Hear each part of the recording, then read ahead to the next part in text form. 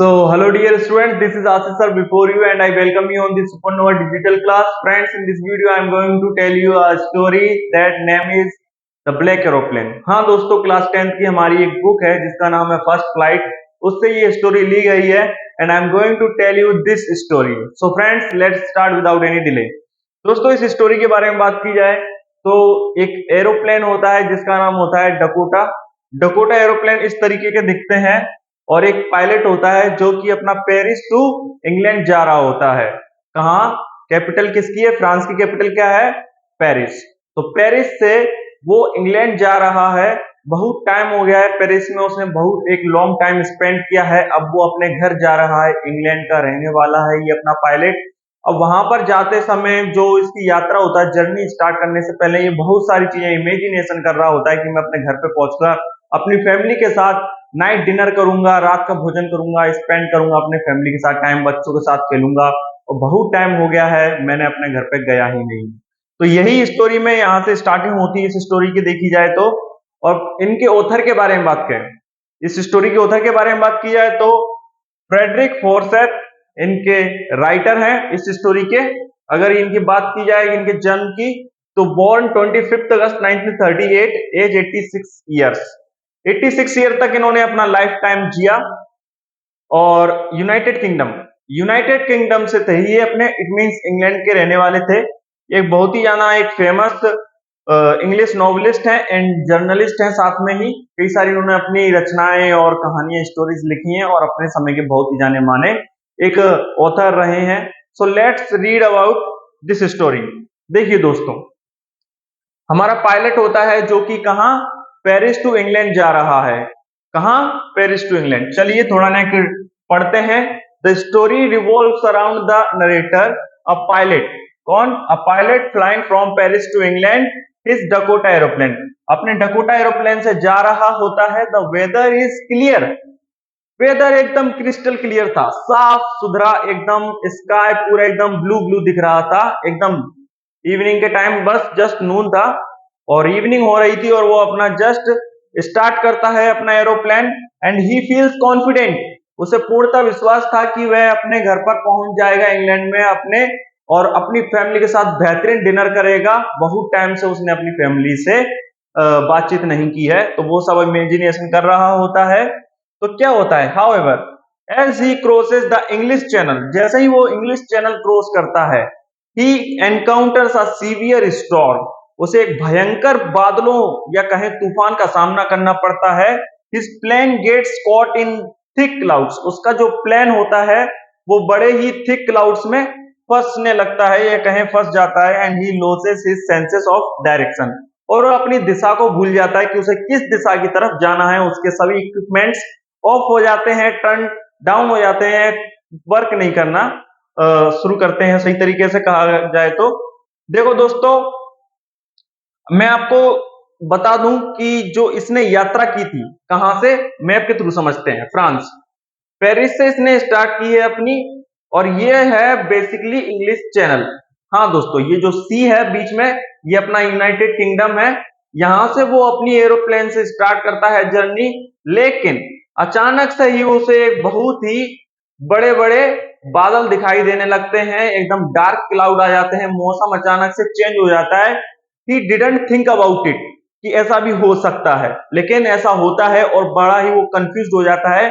उसके पास 2 fuel engine थे.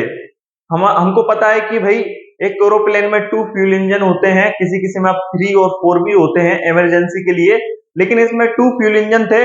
वो अच्छे से एकदम शांति से बैठा था. उसे पता था कि वो इंग्लैंड आराम से पहुंच जाएगा. अगर उसका एक फ्यूल टैंक खत्म भी हो गया तो दूसरा स्टार्ट करके पहुंच जाएगा. लेकिन अचानक से ही वो जब सामने देखता है, एक बहुत ही बड़ा स्टॉर्म है, तूफान सा लग रहे हैं, बिजली सी कड़क रही है, एकदम थंडरिंग हो रही है. तो अचानक से उसका फ्यूल टैंक भी ऑफ हो जाता है. उसे फिर सेकंड फ्यूल टैंक स्टार्ट करना पड़ता है. अब यहाँ पर और ज्यादा इमरजेंसी आ जाती है. वो डरने लगता है कि भाई सामने ये जो क्लाउड दिख रहे हैं और आसपास मौसम खराब हो रहा है, क्या मुझे इसके अंदर एंटर करना चाहिए? मुझे अपनी फैमिली से मिलना है, इतने दिनों से मैं मिला नहीं हूं, लेकिन मुझे जाना है. ही has a keen desire to meet his family. बहुत ही ज्यादा तीव्र इच्छा थी लेकिन क्या होता है यहाँ पर वो एरोप्लेन बुरी तरीके से फंस जाता है, क्या कहें, फंस जाता है इन थिक क्लाउड्स में। अब देखो क्या होता है, बेसिकली वो क्या डिसीजन लेता है। यहाँ पर अपना बेचारा एरोप्लेन उड़ा रहे हैं ये मिस्टर पायलट। अब यहाँ पर जब ये सामना करते हैं बड़ी बड़ी चीजों का, जैसे कि ये देख सकते हो पूरा आसमान एकदम काला हो जाता है, पता नहीं चलता है क्या करना है क्या नहीं करना है, डायरेक्शन लॉस हो जाती है इसकी, किस तरफ जाना चाहिए। ये अपने संपर्क भी साधता है अपने कई सारे कॉल सेंटर से, लेकिन कुछ नहीं होता है। The encounter with the black aeroplane, लेकिन क्या होता है सडनली एक एरोप्लेन से इसका एनकाउंटर होता है, सामना होता है in the midst of the storm. जब बीच में वो तूफानों के होता है, the pilot sees another black aeroplane, वो दूसरा ब्लैक एरोप्लेन देखता है। क्या देखता है? दूसरा ब्लैक एरोप्लेन देखता है विद नो लाइट्स। अच्छा, कई सारे एरोप्लेन्स में, अधिकतर एरोप्लेन्स में लाइट्स होती ही हैं, लेकिन जो इसको दिखाई देता है जहां पर हमारा पायलट बैठा है इस यहाँ पर, यहां से उसे एक सिग्नल मिलता है। किस तरीके का? यहाँ पर दूर से एक पर्सन होता है, दूसरा पायलट होता है, वो उसकी तरफ हाथ करके कहता है, hello mister, please follow me, I will show you direction, मैं तुम्हें दिशा बताऊंगा, मुझे फॉलो करो। The pilot of the black aeroplane, जो ये ब्लैक एरोप्लेन था, क्या ये जो ब्लैक एरोप्लेन था आसमान में, वो कहता है follow me, his hands and signals, वो अपने हाथों से सिग्नल्स देता है नरेटर को to follow him. The narrator follows the other pilot through the storm, और बीच जो तूफानों में ही हमारा जो पायलट होता है इस वाले एरोप्लेन का फॉलो करने लगता है, इसका है कहे कि पीछा करने लगता है, and land safely on air strip. और क्या देखता है, अचानक से जब वो घने बादलों से बाहर आता है तो वो सामने देखता है रोड, एक रोड मैप देखता है, वो देखता है कि लाइट जल रही है, एयरपोर्ट उसको सामने दिखाई देता है, और वहां पर वो कहता है ओह माय गॉड, शुक्र है बच गया मैं, नहीं तो मैंने तो सोचा तो आज तो मेरा काम खत्म ही हो जाता। और किसने हेल्प की? द ब्लैक एरोप्लेन ने इससे। जब ये नीचे उतरता है एरोप्लेन अपना, तो ये जाता है वहां कर, कहा जाता है, ये जाता है अपने हेडक्वार्टर में।